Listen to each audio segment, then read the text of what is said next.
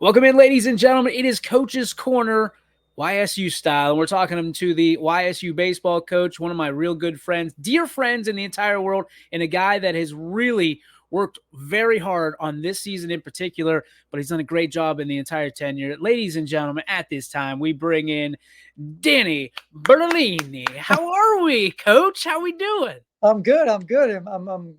Thank you for the nice introduction.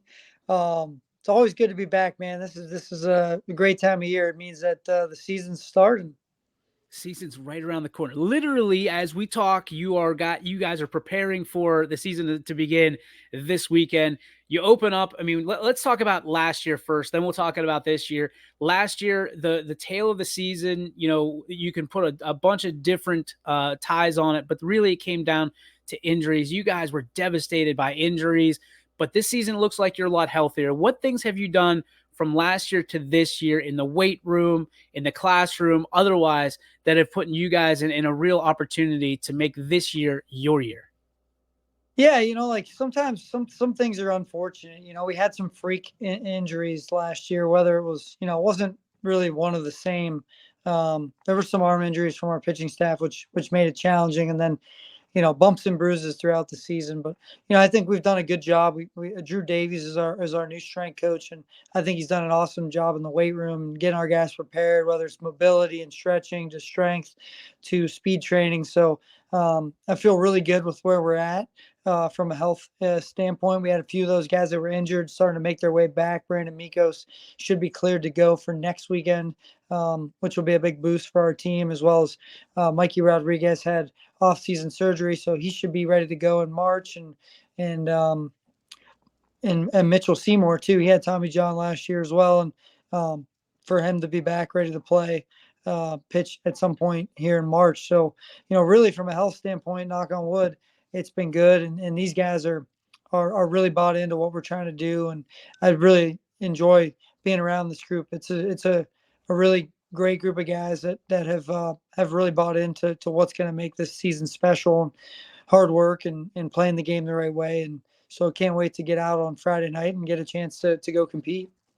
Now, obviously, from a standpoint of preparing yourself to compete, you're dealing with a little bit more of a mild winter this year. Have you guys been able to get outside, stretch out the arms a little bit outside of the watts, or is it something where these are planned situations? You play in the watts as much as you humanly possible, and then kind of go from there. I mean, a lot of the stuff that you do, you are a strategist. You're a guy that is planned like till like 2027 at this point, I'm sure. So talk to me about, have you guys been able to kind of get out in the elements a little bit? Oh yeah, for sure. We were at Eastwood twice last week, getting a chance to scrimmage on the field. We played probably 10, 12 innings out there.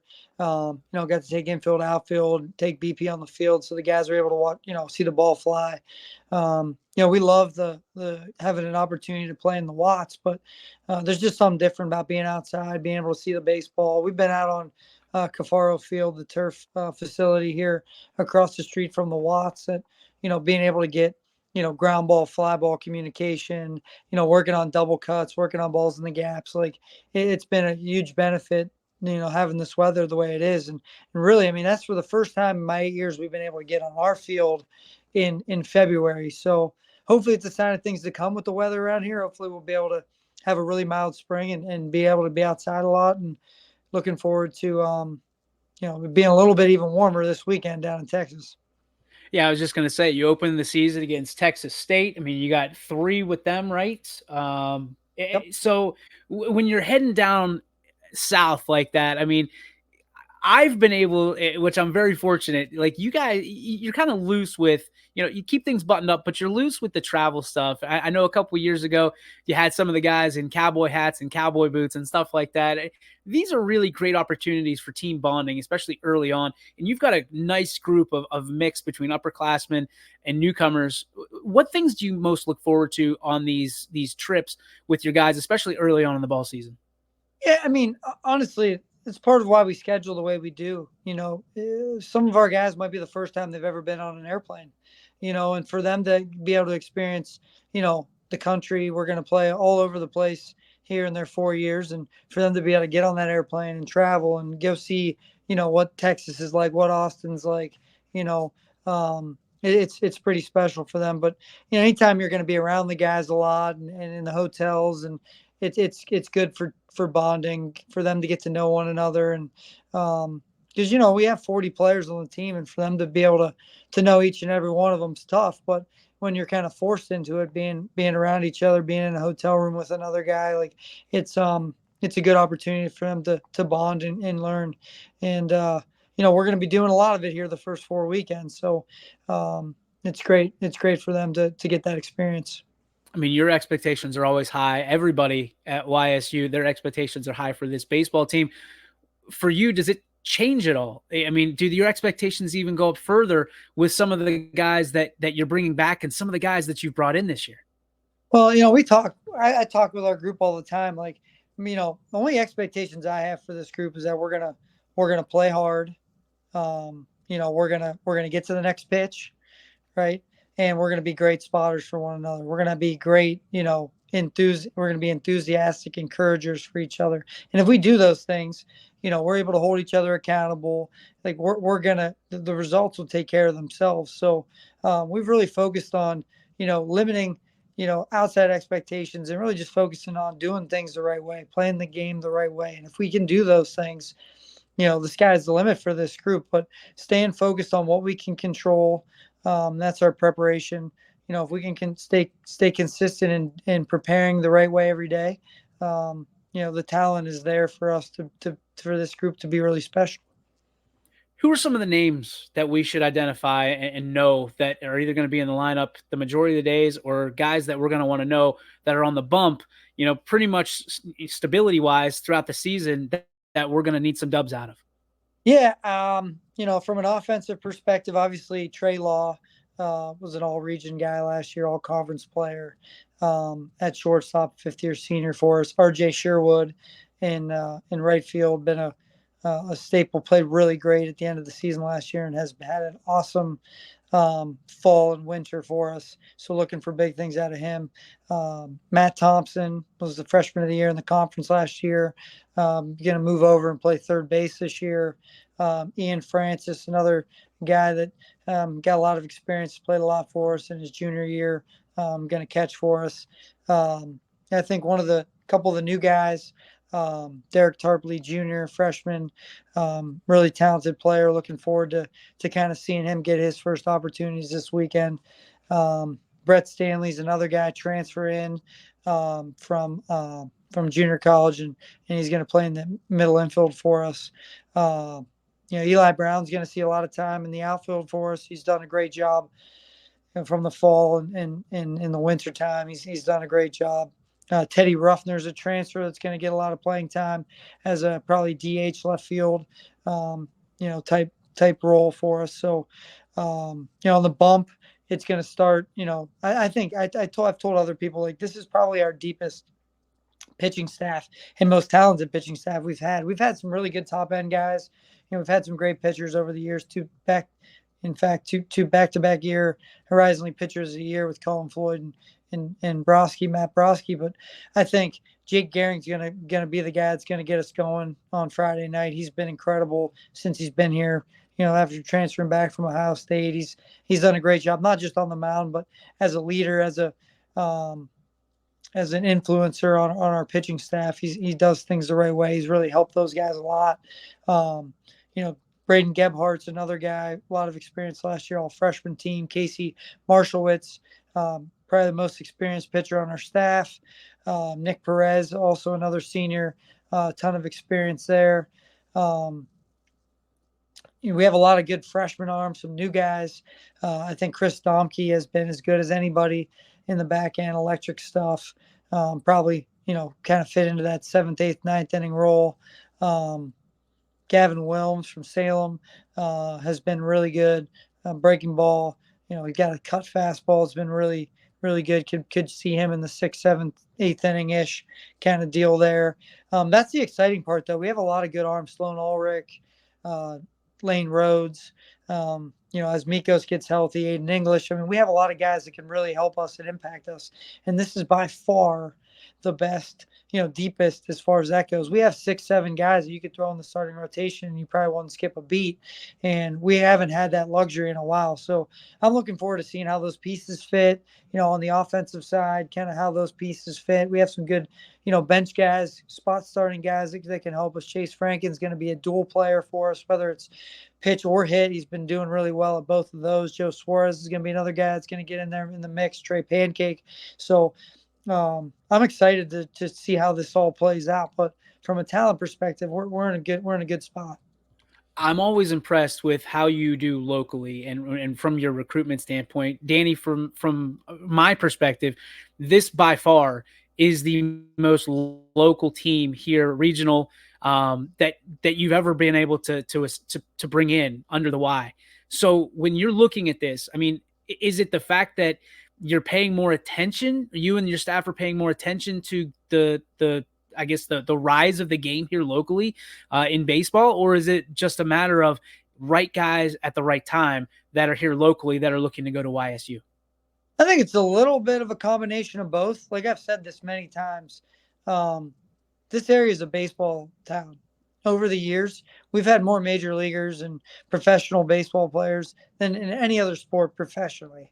So, there's always been great talent here. And if you look over the years, some of the best players that have ever come through here have been from Youngstown or the surrounding areas. So it's always, you look back to my original press conference, that's something that's always been a passion of mine is, trying to get the best players in the area to stay here. And I think this year we've done a great job. Our staff has done a great job of, finding those players and keeping them here. And with the portal and the way things are going, it's provided us a little bit better opportunity to get probably some of those high school players from the area, as well as, getting some transfer guys to come back and be able to play here. So I think in all the sports, the best players in the best sport is baseball here in the Mahoning Valley. So, I don't think it's any surprise that we're able to have so many local players on our team.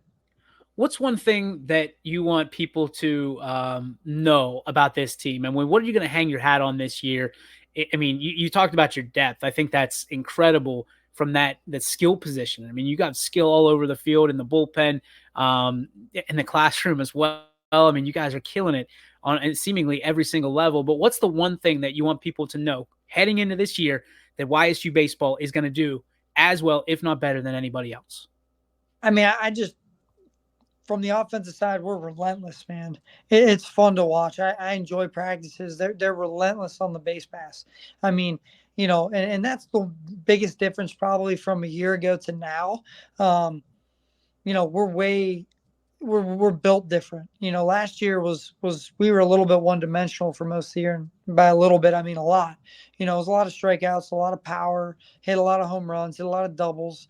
But we played for the big inning. Where this group, we're able to do things differently. Like we can still play for the big inning. We have guys that can drive the baseball and hit home runs, but top to bottom, it's electric watching these guys run the bases and being able to bunt, hit and run, and double steal. And so, I think that's going to be, and they're completely bought in. They do it right all the time. I don't ever have to say a word. Like the ball's put in play and they're going 110 miles an hour. And that's where we want to be. And that's how we want to play. And from a pitching side, it's like, hey, getting the ball, working fast, throwing strikes and letting our defense play behind them. And so we just have a group of guys that I think are bought in and that's, we want to make Youngstown proud. And I think you watch the way we play, it's going to be a gritty, hard nosed, do it the right way kind of group. And that's exciting.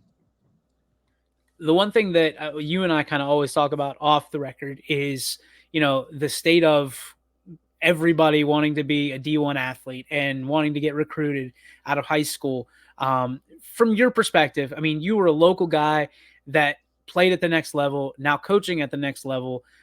If you were just telling somebody off the street that, was asking you a general question, like, I don't know, me, what are some of the things that you look at personally as a coach that stand out to you when student athletes are looking to get recruited and that maybe mom and dad don't know about, maybe the student athlete doesn't know about, that they're not paying attention to in high school, that you really keep a keen eye on at the managerial level or at the coaching level?